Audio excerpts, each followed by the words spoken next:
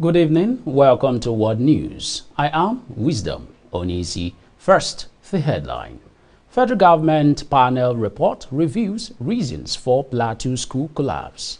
Former South Africa President Zuma faces expulsion from ANC after joining a rival party. President Macron accepts Prime Minister's resignation and new immigration law changes. And on sport, FIFA probes Argentinian players resist chants. Now the news in details. The investigative up by the federal government on the collapsed two-story building, Plateau State, has released a preliminary report on the said incident. Addressing newsmen in Jos on Tuesday, the Director General of Nigerian Building and Road Research Institute, Samson Duna, said the report of the panel headed by O.F. Job of the Building Department at the University of Jos revealed that the physical observation of the building. We go on a short break. This is Hillstv. This is Jacob. I think I will have quality broadcasting is what we'll bring. You're covering that. You. Now we be this All right, let's take the music.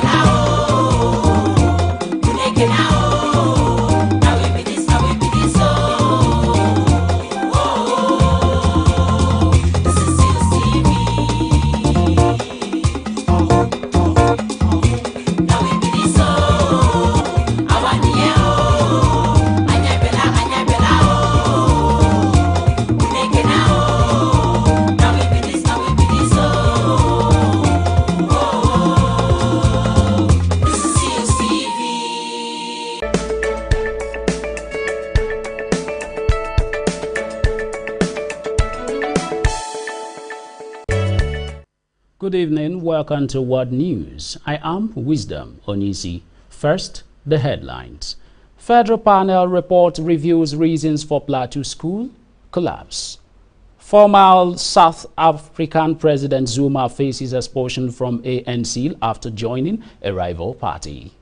President Macron accepts Prime Minister's resignation amid new immigration law changes. And on sports, FIFA probes Argentina players resist chants.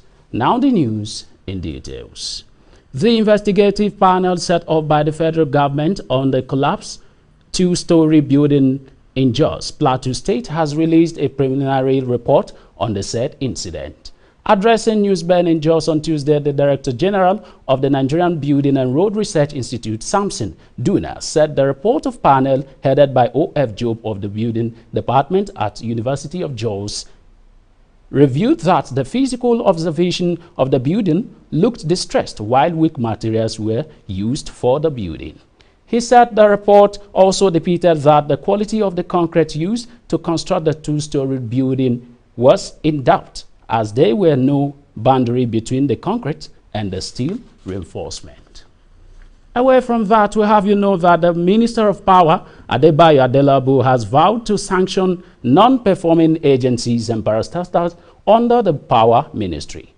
He issued this warning during a meeting where performance contracts were signed with various agencies in the sector in Abuja on Tuesday. He stressed that the assignment, which would be at the end of the year, would be all-inclusive of every employee under the Power Ministry. He added that it depends on the sanction that the President is going to mete out to non-performing ministers and non-performing council. Power sector will also determine the sanction that it will mete out. The development comes amid challenges facing the distribution of generation and transmission value chain of the power sector. We also have you know that the Abuja state government has approved the payment of a 15,000 naira wage award to civil servant for 3 months effective July. The approval came about 48 hours after the government signed a 7-point memorandum of understanding between the organized labor and the state. The Commissioner for Information and Culture, OK Kanu, stated this in Umuahia, the state capital, while briefing newsmen in the conduct of the week State Executive Council meeting chaired by Alex Oti. Because of the Governor Oti's commitment to the workers' welfare, he had accepted to pay them a total wage award of 45,000 naira over the period. Away from that, also have you know that the former South African President Jacob Zuma was expected to face disciplinary hearing with the African National Congress Party on Wednesday after campaigning against the organization he once led as head of new political party in national election in May. The hearing could lead to Zuma being expelled from the NC, which he joined in the late 1950s, I beg your pardon, when it was liberation movement fighting against the apartheid system of white minority rule. Zuma was forced to step down as South African president in 2018 amid allegation of corruption and has been embroiled in a political feud since then with President Cyril Ramaphosa, who replaced him as the leader of the party in the country. We also have you know that a massive grave containing 2 dozen unidentified bodies was discovered in the coastal city of Shetel, once controlled by the Islamic State group, a Libyan government agency said. The National Authority for Searching and Identifying Missing People said its team recovered 17 of the 24 bodies found under destroyed buildings in the neighborhood of Al Kabul in Shetel, about 450 kilometers east of the capital, Tripoli. The Liberian Authority also said workers with the Forensic Medicine Department took DNA samples from a total of 59 unidentified bodies for testing. It was unclear whether those bodies include 2 dozen found in shelter. Now we move to other parts of the world. After this break, please stay with us.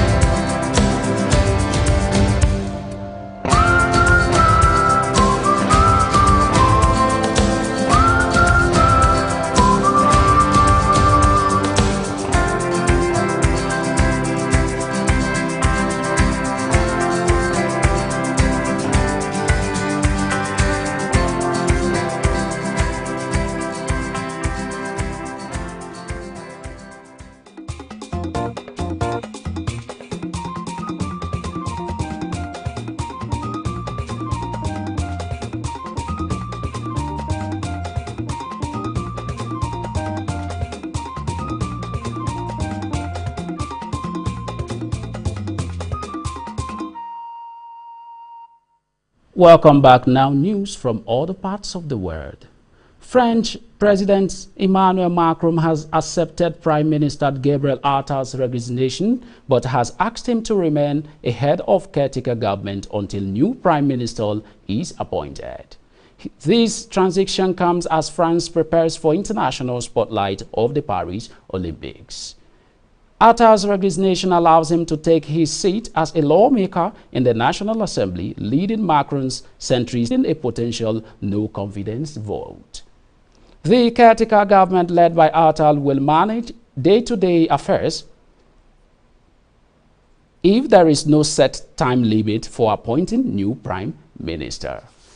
Away from that, we also have you know that the Russian Foreign Minister Sergei Lavrov delivered an appointed address at the UN Security Council session in New York, advocating for comprehensive reform of the Security Council and criticizing what he termed as over-representation of the Western nation.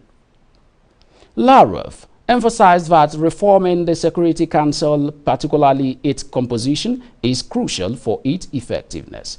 He underscored that while changing membership is pivotal, true Congress hints on consensus among permanent members on operational procedures. The current imbalance in the Security Council, well, Western countries dominate, must be rectified. Lavrov called for enhanced representation from Asia, Africa, and Latin America to reflect global realities more accurately. We also have you know that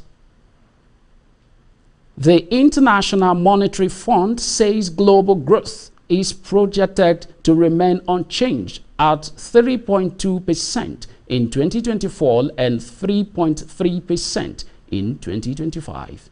This is according to the IMF latest World Economic Outlook Update report for July 2024.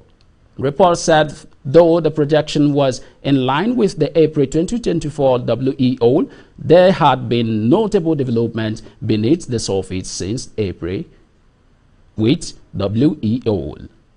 It said among advanced economics, growth was expected to converge over the coming quarters. Like the United States, projected growth was reversed downwards to 2.6% in 2024. This is 0.1 percentage point lower than what was projected in April, reflecting the slower than expected start to the year. Growth is expected to slow to 1.9% in 2025 as the labor market cools and consumption moderates, with fiscal policy starting to tighten gradually. The report said the euro area, a modest pickup of 0.9% was expected for 2024 after a nearly flat performance in 2023. Away from that, we also have you know that the International Monetary Fund yesterday downgraded its forecast for the Nigerian economic growth in 2024 till 3.1%, citing weaker growth recorded in first quarter of the year 2024. The new forecast was contained in July 2024 economic outlook of the IMF released yesterday.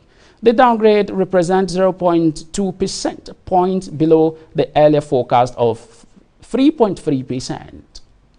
The downgrade followed weaker than expected gross domestic product (GDP) and growth recorded by the country in quarter 2023. Data from the National Bureau of Statistics (NBS) show that the Nigerian's gross domestic product (GDP) growth dropped quarter on quarter to 2.98% in quarter 1 2024 from 3.46% in the fourth quarter of 2023 in the third quarter 2023 also. The IMF, however, retained its 3.0% forecast for Nigeria's economic growth in 2025. In a significant move to address agri-risk, the African Reinsurance Corporation recently orchestrated a 3-day workshop on agricultural and climate insurance in Accra. It serves as a convergence point for insurance professionals from across Africa, fostering collaboration and capacity building in the development of innovative agricultural and insurance products and services. 14 African countries, including Ghana, Cote d'Ivoire, Ethiopia, Kenya, Nigeria, Rwanda, South Africa, Tanzania, Uganda, Zambia, Zimbabwe, Liberia, Egypt, and Sudan were in attendance. The focus was on strategizing to mitigate the substantial risk that the continent's agricultural sector faces.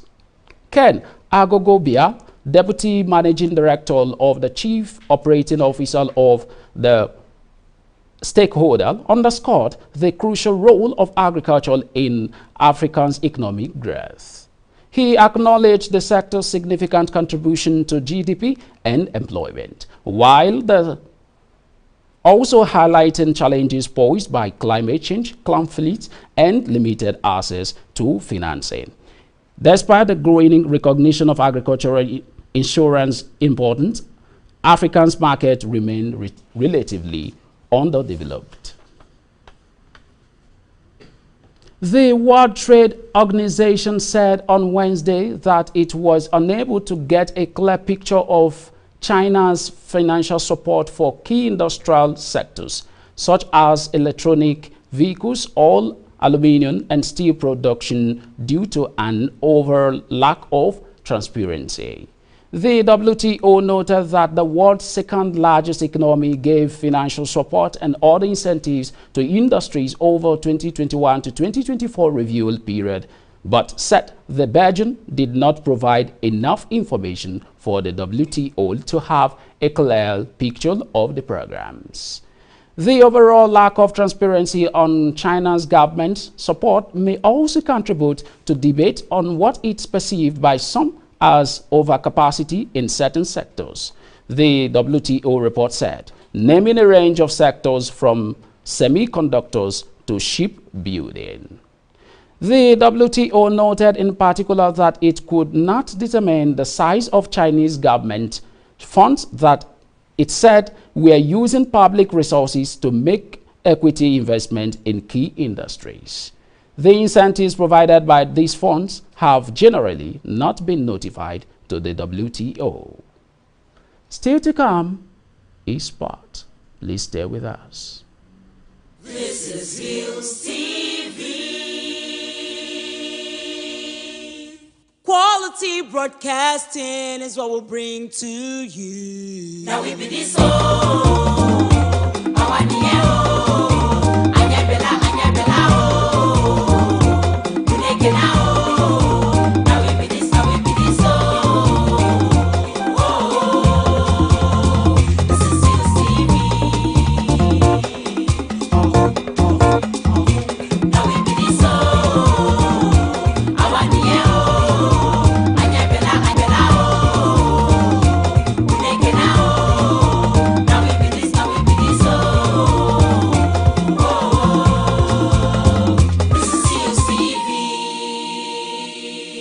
Hillstv, Polka. This is Hillstv. Quality broadcasting is what we'll bring to you.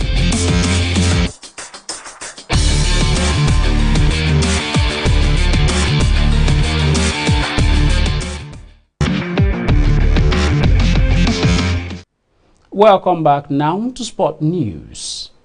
Nigerians Quadril Arunal and Egypt's Omar Asal have been seeded in 14th and 16th places respectively in the men's single event of the Paris 2024 Olympic Games, meaning they will start their campaign in the second round. According to International Table Tennis Federation, the seeding was based on the world rankings released on Tuesday, which saw Aruna retain his 19th position in the world just as Asar is ranked 22nd. World number 1 China's Wing Chuqin takes the top seed in the single games event, and he will followed by compatriot and Tokyo 2020 silver medalist Fang Xiandong. Away from that, we also have you know that FIFA said on Wednesday it was opening an investigation into racist chants by Argentina players after they won the Copa America. The chants were heard during a live video posted on social media by Chelsea and Argentina midfielder Enzo Fernandez from the team bus in the wake of the Copa victory over Colombia in Miami on Sunday. Some players, including Fernandez, sang a chant dating back to the 2022 World Cup final in which Argentina beat France. The song targets France star striker Kylian Mbappe and includes homophobic insults. The French Football Federation has complained to FIFA about the chant. Chelsea had earlier announced they had launched an internal disciplinary procedure against Fernandez over the incident. Fernandez, who is the most expensive transfer in Premier League history, has apologized. Away from that, we also have you know that Real Madrid are in contact with Liverpool defender Trent Alexander-Arnold over a potential transfer this summer. Alexander-Arnold has a contract with Liverpool until 2025, which means the England international could leave for free next year. The 25-year-old is set to agree on an extension with the Reds. However, Christian Falk, Real Madrid are monitoring Alexander Arnold's situation and have developed a concrete interest for the player. The Inter Miami superstar Lionel Messi is set to miss the next two matches for the club after injuring his right ankle during the 2024 Copa America finals. This was revealed by Miami coach Gerardo Tata Martino on Tuesday. After further testing, the club announced that Messi has suffered a ligament injury in his right ankle. The statement added that Messi's availability will be determined by periodic assessment and the progress of his recovery. Inter Milan will take on Toronto FC on Wednesday night and Chicago Fire on Saturday night. And that's your sport news on World News today. We move to the rest of the news after this break. Stay with us.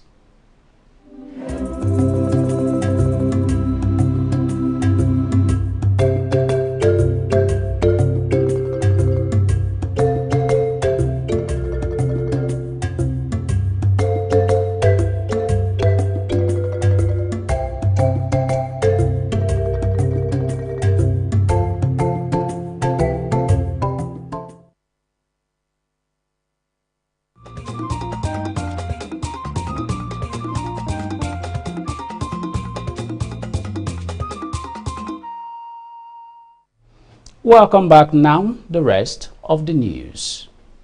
Britain's King Charles set out Prime Minister Keir Starmer's legislative agenda on Wednesday, promising a government of service focused on reviving the economy and tackling issues from an acute housing shortage to a cost of living crisis. In a ceremony full of panegyric before an audience of the robed lords and lawmakers, Charles read out the laws the government is prioritizing after Starmer's culture left Labour Party won a large majority at the month's election. The package of more than 35 bills will focus on growing the economy, reforming planning laws to make it easier to build homes, and speeding up the delivery of major infrastructure projects, improving transport and creating jobs. The King's speech, written by the government, also tried to set a new tone to British politics, promoting service rather than self-interest, something that Labour says took root over 14 years of often chaotic Conservative Party rule. And that's what news at 4. But before we go, we bring you the headlines once again. We told you that federal government panel report reviews reasons for Plateau school collapse. Former South African President Zuma faces expulsion from ANC after joining a rival party.